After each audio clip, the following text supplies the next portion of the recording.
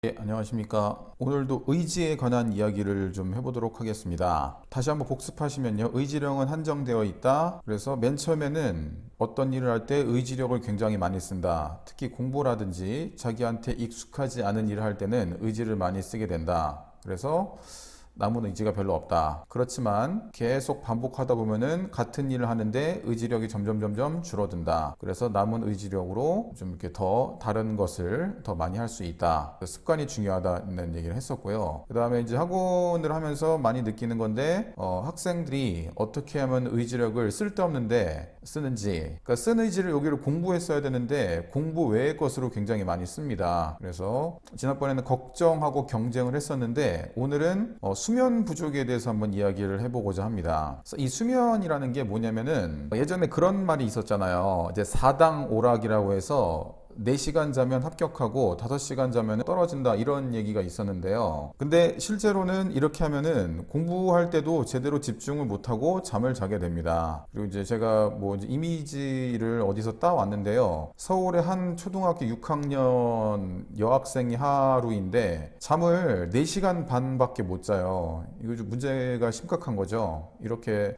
좀 빡세게 공부를 하는데요. 자, 근데 원리가 어떻게 되냐면요. 뇌 활동을 많이 하게 되면은 뇌에 노폐물이 쌓입니다. 그러니까 피곤한 거죠. 그리고 수면이 뇌의 노폐물을 제거합니다. 그래서 낮 동안 쌓였던, 공부할 때 쌓였던 그런 의지력, 줄어들었던 의지력을 다시 회복시키는 게 바로 수면입니다. 노폐물을 제거해야지 새로운 기분으로 굉장히 프레시하게 공부를 할 수가 있는데요. 다시 한번 말씀드리지만 의지력은 한정되어 있습니다. 근데 이제 의지력이 쭉 고갈된 상태잖아요. 그 전날 공부를 열심히 해서. 근데 이 잠을 제대로 안 자면은 이 회복이 제대로 안 되는 겁니다. 원래는 이만큼 차야 되는데, 여기까지 차야 되는데 잠을 제대로 못 자기 때문에 여기밖에 회복이 안 되는 겁니다. 또 어떤 일이 발생하냐면은 제대로 회복이 안 되고 잠을 제대로 못 자니까 깨어 있을 때도 졸린 걸 참는 현상이 벌어집니다. 근데 졸린 거를 참는데도 역시 의지력이 들기 때문에 이만큼의 의지력을 또 더 쓰는 겁니다. 그럼 실제로는 내가 공부할 때 쓸 수 있는 의지력은 반밖에 안 남는 거죠. 차라리 이러느니 잠을 푹 자서 제대로 된 컨디션에서 의지력을 충분하게 쓰고 공부할 때 그 쓸 수 있는 능력을 충분하게 쓰는 것이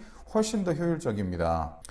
그래서 제 경험으로는 공부는 많이 하는 것보다, 물론 많이 하는 거 중요하죠. 근데 주어진 시간에 얼마나 집중하는지가 훨씬 더 중요하더라고요.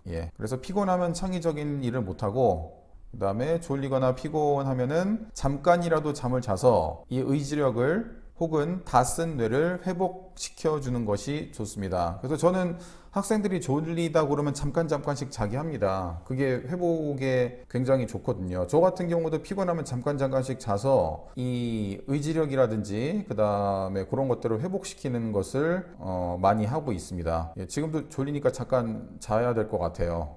이상 프라이메듀 학원이었습니다.